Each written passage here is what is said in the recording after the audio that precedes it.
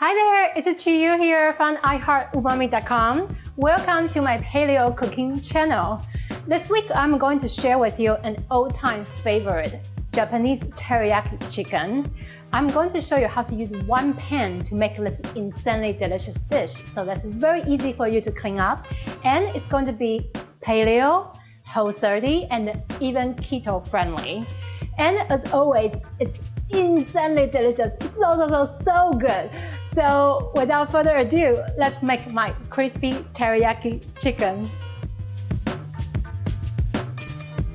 So to make our crispy teriyaki chicken, I have 4 very beautiful chicken thigh here, and it was a skin. You want to find a chicken, if you just want to use chicken breast, just make sure there's a skin on so you can create a crispy surface.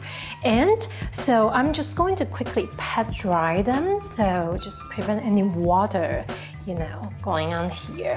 And then after that, so the chicken thigh I purchased actually has a little bone inside, and I'm going to remove the bone so later on it's easier for us to eat. And to remove the bone is very, very easy. You can see. Just quickly open it here. There's one big bone here. You probably can see from my side camera. And you are just going to pick one end and just pick a smaller knife. I think it's easier to do. And just, slightly try a few times to cut along the bone as much as you can. Be careful not to cut yourself, and then also don't cut off all the meat.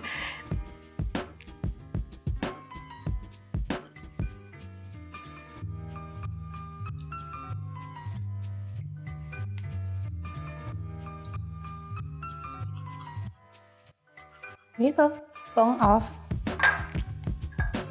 And just this one piece of very beautiful chicken breast. That's easier for us to pan fry and make it crispy, and it will cook faster too without the bone. Okay, so I'm just going to continue doing it for 3 more pieces, and then we can move on to the next step. So after we have deboned the chicken, and I have heated about half tablespoon of ghee, clarified butter here in a pan, you see it's pretty hot. And I'm just going to quickly, very, very lightly season the chicken skin with a little bit of sea salt, just a little bit. And when the pan is hot, we're going to put the chicken in skin side down, okay? So we'll create a crispy skin. And be careful to splatter because, the chicken skin has oil inside. So you probably want to prepare a cover. When you can hear the sizzling sound, that means your temperature is right, and that's the temperature you want. See, it starts splattering, so I have a little cover here to help me. So you want to cook them, basically pan fry them for about 10 minutes under medium heat, medium to medium high heat, and just keep making sure that you can hear the loud sizzling sound, and that's a great way for you to adjust your stovetop temperature. So now after 10 minutes, you see the smoke. And I'm going to flip to the second side. Be careful about the sputter again. Okay, see that? Beautiful golden brown. And we're gonna pan fry the second side for another 2 to 3 minutes. Just make sure you check that your chicken is completely cooked through.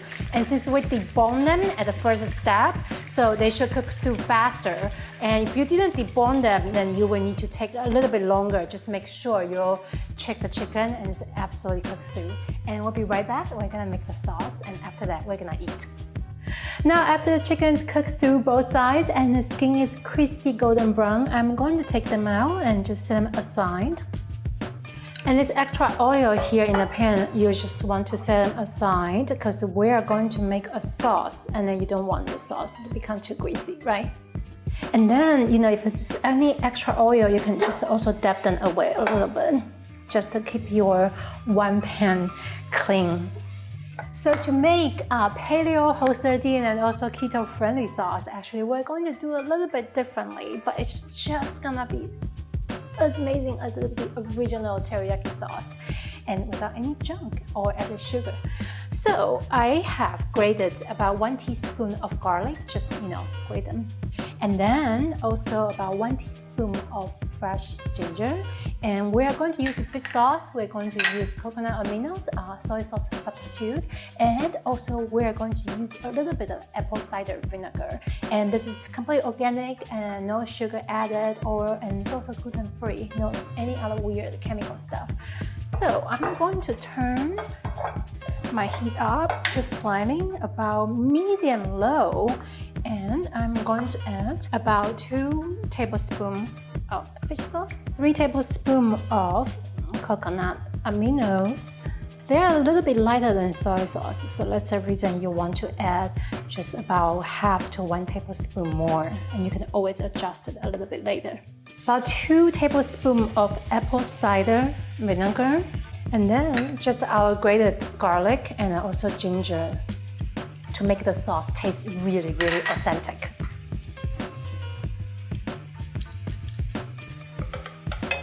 And you're just gonna keep stirring them until the sauce has reduced and also thickened, okay, under medium-low heat. So I would say probably about maybe 2 to 3 minutes. Now, very quickly, the sauce is thickened. I'm just going to add the chicken pieces back to just let it, just soak in this beautiful homemade teriyaki sauce. This is such a great and easy way of making chicken. The first time I made it, oh my gosh, my family ate them all. They only left 1 piece for me. So when you are doing this, making for your family, just be sure to make a little bit more. They are so delicious.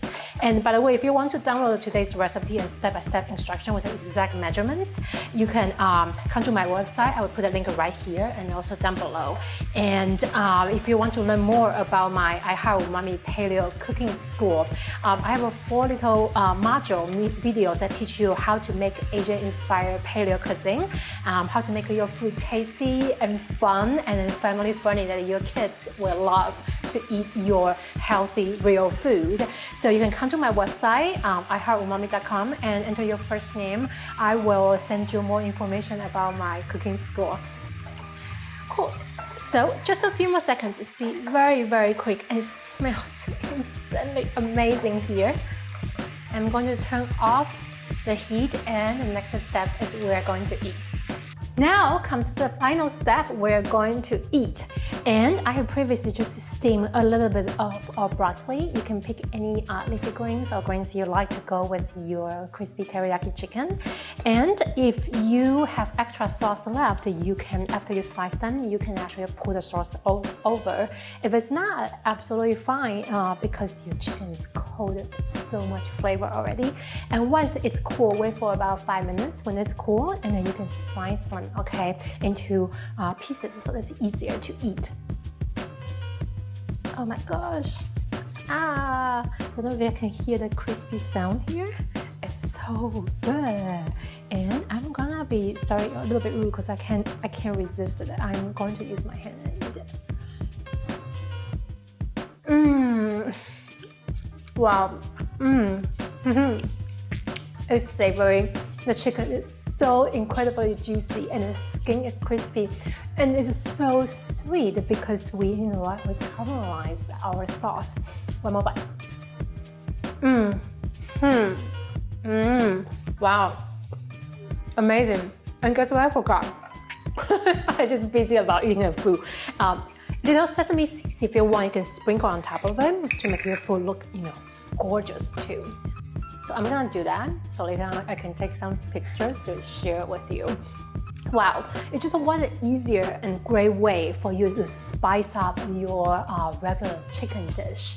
And it's perfect dish to go along with maybe your mashed sweet potato, or maybe your cauliflower rice, or maybe your zucchini noodles. It's so great. Make sure you make a larger batch so the next day you can pack lunch for your kids or even for yourself to bring to the office.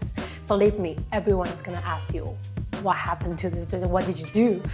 All right, so thank you so much for spending time here with me. I truly appreciate it, and I really hope you will take some time and then to check out and how to make this crispy teriyaki chicken at home.